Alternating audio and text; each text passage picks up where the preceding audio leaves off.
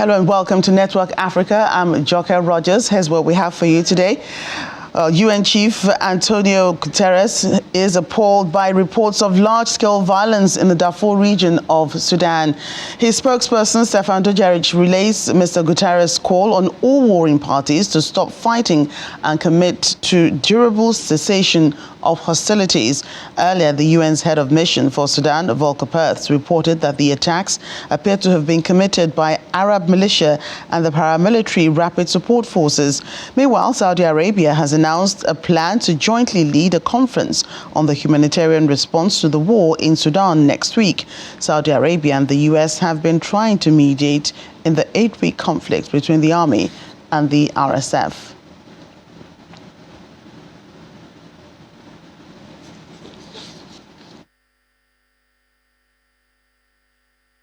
Well, Human Rights Watch HRW says it has found further evidence that rebels backed by Rwanda killed dozens of people in the east of the Democratic Republic of Congo, who were then burnt in mass graves.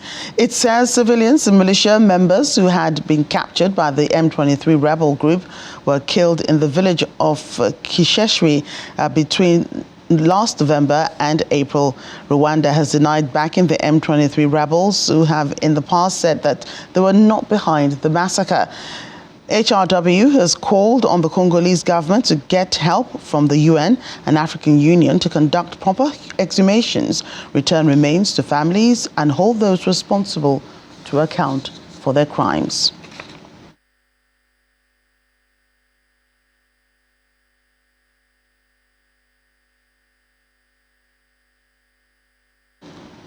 Elsewhere now, when 80% of voters in the constituency in the heart of Kenyan tea country cast their ballots for William Ruto last August, it was because he appeared to be the champion of impoverished hustlers. Less than a year later, it's hard to find anyone in Gutunguru community to speak up in his defense.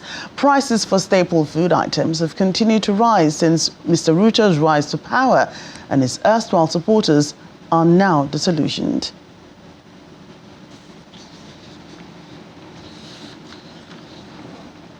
Well, let's speak more on all these stories. We speak to medical doctor and president Congolese diaspora in Nigeria, Dr. Via Kanumwangi. Dr. Kanumwangi joins us online from Abeokuta in Ogun State. You're welcome to the program. Thank you very much. Thank you very much. Yeah, right. So how do you feel, about the pronouncement by the Human Rights Watch about the latest in that country? Yeah, as a Congolese, I feel so happy that at least what we have been saying all along, and also what our president, Felix Antoine Tshisekedi, has been echoing during his multiple diplomatic travelings. He has been also saying that M23 is committing atrocities, but people were not happy. They were not even, how can I say, they cannot even agree. But this Human Rights Watch publication, let's talk about it. It's just a private organization, it's a non-profit and non-governmental organization on human rights, which investigate abuses, establish facts, and then pressurize authorities to actually respect human rights. They are talking about the number of cases that there were only 8 unlawful killings, and then 14 cases of rapes. But I can tell you that this number is very insignificant. It's not significant enough. Because since 2 decades now, we have been talking about these killings. It's almost close to 12 million people that have been killed in the eastern part of DRC. And then that is actually what is called a forgotten genocide. 12 million, the population of Belgium, for example, is about 11 million. Imagine that for 20 years and more than about 12 million people died. That's the whole of Belgium, for example. So the M23 movement, you call them rebels. We don't call them any more rebels. They are just terrorists. Because despite the fact that the offspring of CND, which was a rebel movement, their goal is unclear. They claim, that they were protecting minority ethnic groups, but they are killing in a way that they are causing terror. That's why we call them terrorists now. The UN report, even in December last year, talked about multiple atrocities that they committed, arbitrary slaughters of civilians and mass rapes. That was in December 2022. So these rebels are not rebels. They are just terrorists, and they are backed by the Rwandan troops, Rwandan government, even though they are denying it.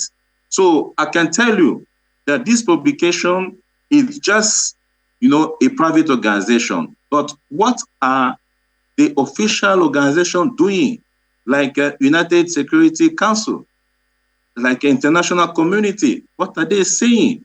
That's actually the problem, because they need to stop this killing in the eastern part of our country. So I pray that this publication could only emphasize what the President Tshisekedi has been saying over the time. And then we'll get a forward thing to do. And what, in your opinion, would be the reason behind these attacks by the rebels, if indeed the news is confirmed? Yeah, there were so many reasons. First of all, we're talking about the presence of Rwandan troops in the eastern part of the country, where they were denying it. But there's no doubt anymore. Rwandan troops are there. The reasons are unclear. The motives behind it is unclear. But I can tell you, if you follow the declaration of President Kagame when he went for official visit in the Republic, he claimed that Rwanda has some from the history. Rwanda has some lands to claim in Congo, and which is even the contrary.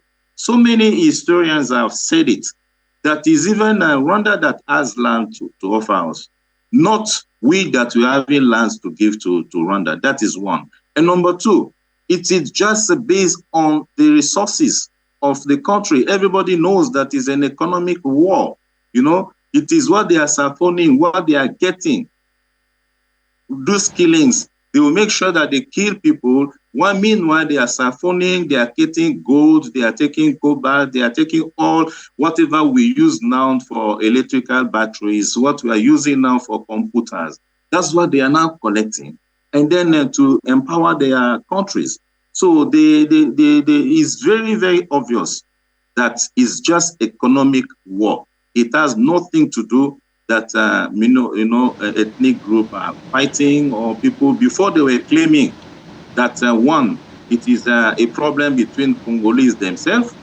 Number two, they were also claiming that because a rebel group, FDLR, they ran away from Rwanda, they were pursuing them, for the security of Rwanda.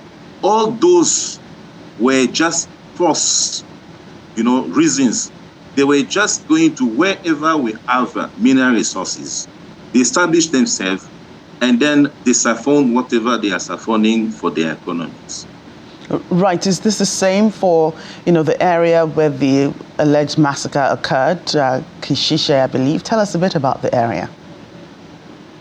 Of course, as we are talking now, yes, there is a ceasefire that was declared during the Nairobi and then the Rwanda peace talk. But I can tell you that those areas is actually the entire Ruchuru, the entire area of Nyiragongo, which is the eastern part of DRC. So the rebels have occupied those places for a long time, and they are killing and on daily basis. So this report, the latest report of Human Rights Watch, is just about what happened between February and now. It means it shows also clearly that the peace talk, the ceasefire that was declared during the peace talk in Nairobi and even in Rwanda, has not been respected by the M23, the terrorists of M23. So the ceasefire was just to make sure that since the purpose of the fight is not clear, they should stop all the fight. That's one. And number two, to try to demobilize those fighters and then try to put them actually back in the society. So they have to do disarmament, they have to do demobilization, and then have community recovery and stabilization program. That is actually what was said during the peace talk in Nairobi. And then there was this EAC, East African Community Forces, that were deployed in the eastern part of the country. But those Eastern African countries, forces, the troops, we have the authorities in Congo has just observed that they are just there and they are not defending as they're supposed to do. And because of that, they wanted extension of their mission up to June of, up to September of this year. But the parliament, the Congolese parliament has refused, has said that you came with a mission to protect, even to defend, and then to attack.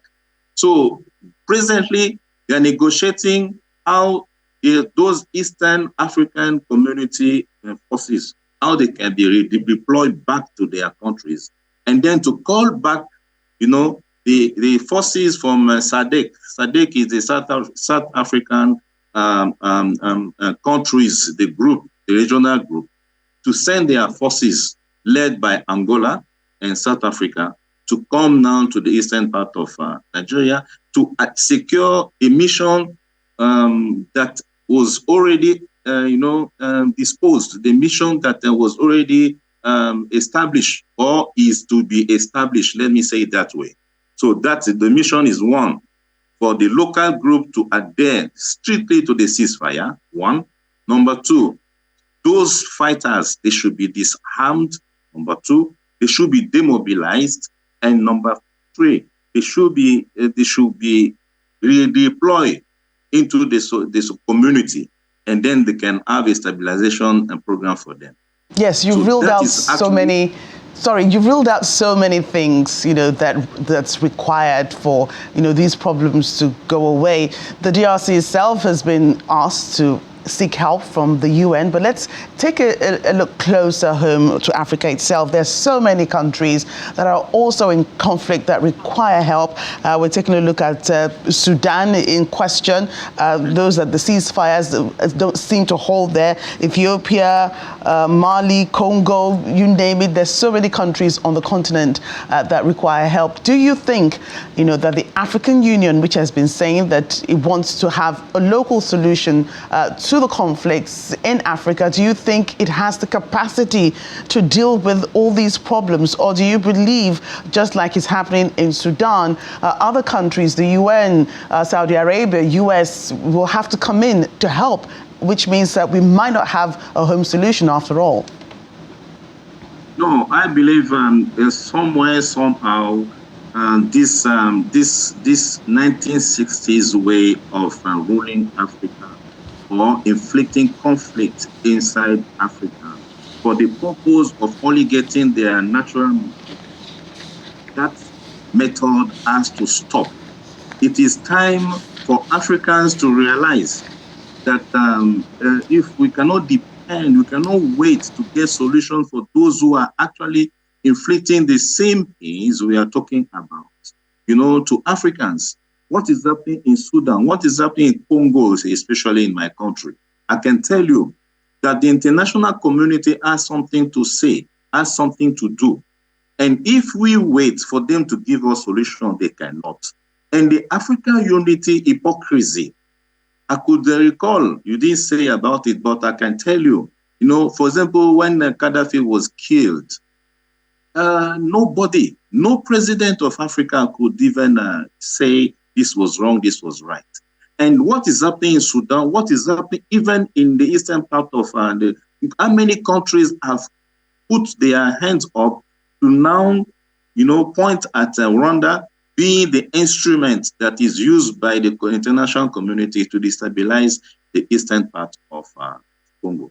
So I believe that we need to have, leaders in African Union who have to sit down and then think deeply in getting solutions first within ourselves, and then secondly to try as much as possible to be respected, to request for respect, from the international community, because I believe that the silence of the international community for this crisis in the DRC, the number of people that died is even more than the number of people that died in the World War. I don't know if people can realize. 12 million of people died. And the international community don't even react. They're supposed to put sanctions against the president of Rwanda. We have to make sure that, this is an invasion, because it's established that actually the Rwandan troops were in Congo, but they are doing nothing. So I believe what you said, you are very right to say that the African Union is not enough, is not really empowered to control or to take care of this crisis in all the forces, all the places where there are crises in Africa. I must thank you for your time today. I must thank you for your time today on the program. Sorry about that, Dr. Via Kanumwangi, President Congolese Diaspora in Nigeria. I'm the one thanking you. It's a pleasure. Coming up after the break. Well, just hours after Chef Hilda Bassi's declaration as a Guinness World Record holder, another Nigerian hits 120 hours in a cookathon amid backlash. Details in a moment.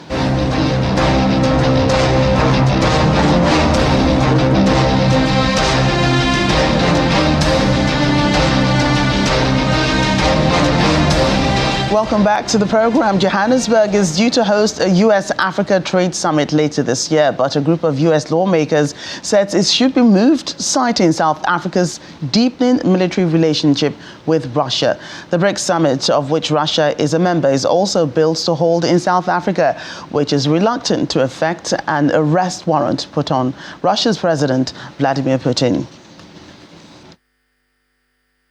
A group of lawmakers in the United States is calling for a U.S.-Africa Trade Summit to be moved from South Africa. That's in response to what they describe as the country's deepening military relationship with Russia. South Africa hosted joint naval exercises with Russia and China earlier this year. It also plans to host a summit of leaders from the BRICS group of nations. Russian President Vladimir Putin is invited despite being subject to an arrest warrant issued by the International Criminal Court. In the letter to U.S. Secretary of State Antony Blinken and other senior officials, the lawmakers suggested South Africa is in danger of losing its benefits under the African Growth and Opportunity Act, or AGOA, which is Washington's flagship trade program. AGOA grants the exports qualifying countries preferential access to the U.S. Johannesburg is due to host the AGOA Forum later this year. African nations will be speaking to extend the program scheduled to expire in 2025.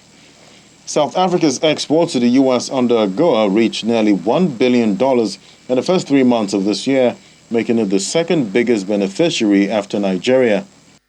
In the U.S. letter dated June 9th, lawmakers said they were seriously concerned that hosting the summit in South Africa would serve as an implicit endorsement of South Africa's damaging support for Russia's invasion of Ukraine. South Africa has declared its neutrality in the Ukraine conflict, which Russia calls a special military operation. However, the letter also appeared to back up an accusation by the U.S. ambassador to South Africa that a sanctioned Russian vessel collected weapons at a South African naval base last year. South African officials say they are not aware of such an arms transfer and have launched an independent inquiry.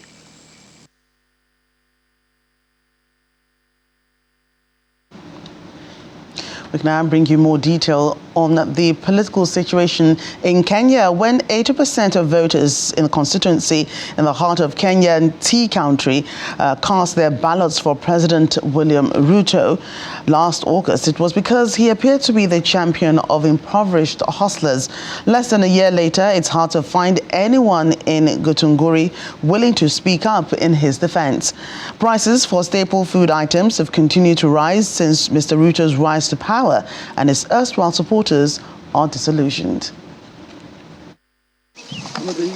William Ruto has faced criticism for increasing allocations to his office and the deputy presidents while cutting petrol subsidies.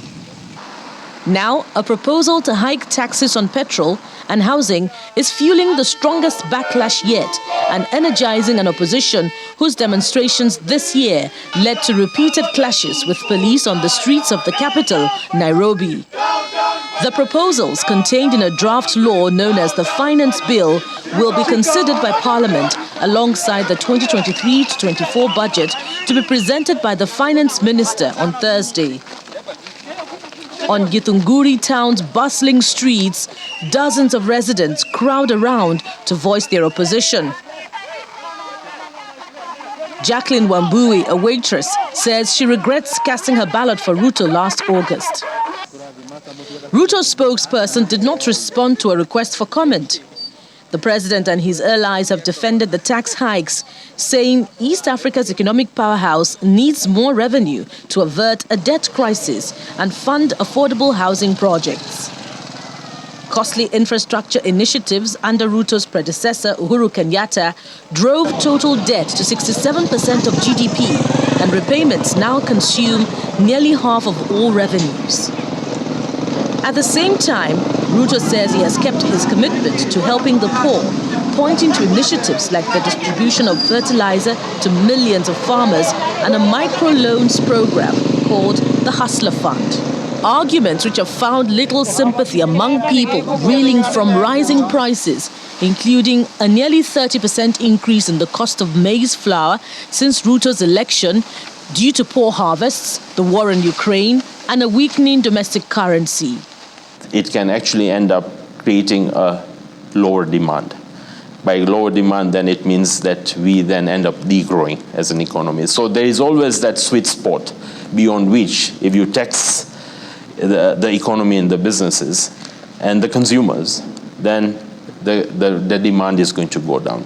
So we believe we probably could be reaching that kind of tipping point, or whereby any extra collection of taxes will not in any way increase economic output.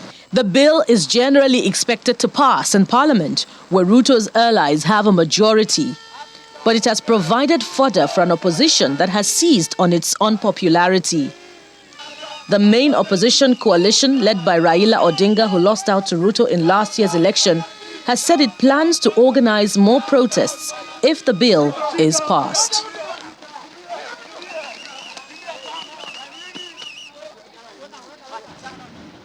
Nigerian chef Dami has reached her goal to cook for 120 hours in an attempt to break the record for cooking non-stop, which is held by another Nigerian chef and was recognized by Guinness World Records just 24 hours ago. On Tuesday, Guinness World Records confirmed that Hilda Bassi's cooking marathon last month was the longest ever recorded in its history. She had cooked for 100 hours and was allowed a 5-minute break each hour, or the equivalent, or over several hours. However, Guinness World Book of Records logged her record at 93 hours and 11 minutes, docking her 7 hours for taking a longer break on one occasion. Ekiti State-based chef Dami, whose full name is Adedamilola Adeparusi, has now been celebrated by locals who gathered in what looks like their hundreds to cheer her on. However, not everyone has been supporting Chef Dami, with some online saying that what she's doing so soon after Chef Bassi makes a mockery of her.